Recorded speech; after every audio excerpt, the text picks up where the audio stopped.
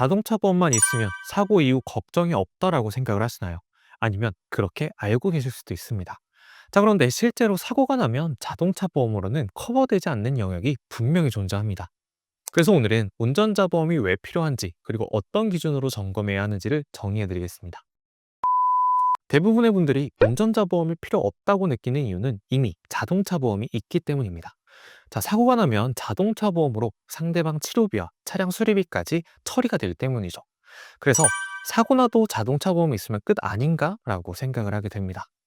자, 하지만 여기까지가 자동차 보험의 역할입니다.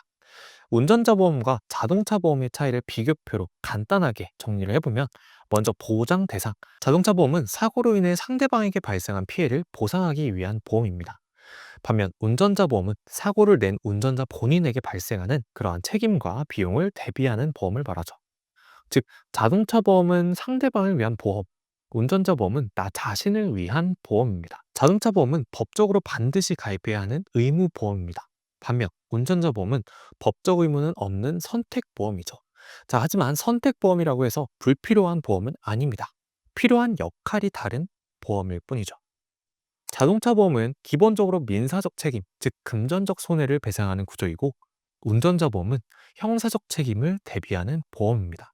자, 이 차이를 가장 잘 보여주는 예시가 바로 12대 중과실 사고인데, 12대 중과실 사고는 종합보험 가입 여부와 관계없이 형사처벌 대상이 될 수가 있죠. 두 가지의 조항을 보시면, 1번 규정의 3조 2항은 이 중앙선을 침범하거나 무단횡단, 불법 유턴, 후진 등이 속해 있는 사항으로 이 역시 12대 중과실 위반에 해당하는 내용이고요.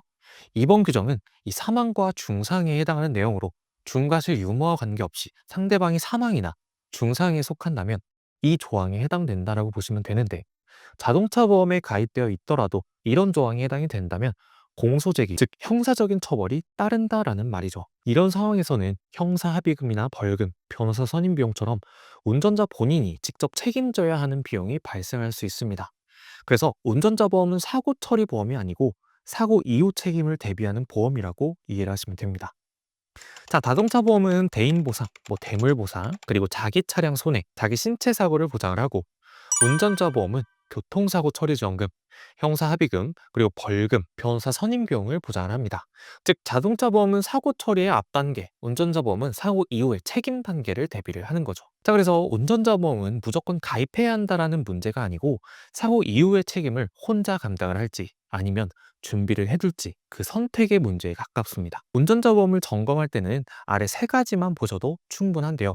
자, 첫 번째는 가입 시점이 너무 오래되지 않았는지, 민식이법 보장, 변호사 선임 단계를 경찰 조사 과정부터 선임할 수 있는지, 그리고 담보별 보장 금액 인상부터 신설된 담보까지 예전에 가입한 운전자 보험에서는 보장이 되지 않았고, 그리고 보장 금액이 낮았던 특약도 많았습니다.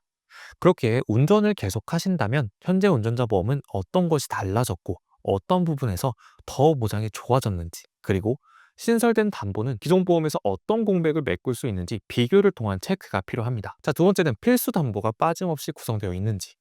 아무래도 형사적 책임을 대비하는 것이기에 필수로 구성되어야 하는 항목들이 있죠. 교통사고 처리 지원금, 변호사 선임 비용, 대인 대물 벌금, 자동차 사고 부상 치료비, 그리고 최근에 신설된 급발진 변호사 선임 비용까지 하나라도 빠진 게 없는지 꼭 점검해 보셔야 합니다.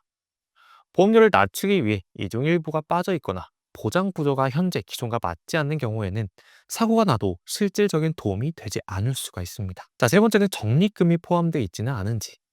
이 부분은 운전자 보험의 필요성과는 조금 다른 관점이지만 점검할 때 반드시 봐야 할 부분입니다. 많은 분들과 상담을 하면서 느낀 점은 운전자 보험을 3, 4, 5만 원 이렇게 너무 많이 내는 분들이 생각보다 많다라는 거죠. 그런데 더 저렴하게 준비한 분들과는 보장이 동일합니다. 그런 이유가 바로 적립금이 구성되어 있기 때문이죠. 운전자 보험은 저축이나 적립을 위한 보험이 아니고 사고 대비용, 순수 보장성 보험입니다. 적립금을 일부 고객님들은 저축으로 생각을 하시고 적립금을 구성하시는데, 이는 맞지 않죠. 사업비 10%를 보험사에서 차감을 하기 때문에 결국 원금을 다 돌려받지 못하는 구조가 됩니다. 그렇게 적립금은 없이, 혹시나 보험료가 비싸다고 생각을 하시는 분들은 적립금을 꼭 먼저 체크해 보시길 바랍니다. 자, 첫 번째는 가입 시점이 너무 오래되지 않았는지, 두 번째는 필수 담보가 제대로 들어있는지, 세 번째는 불필요한 적립금이 포함되어 있지 않은지.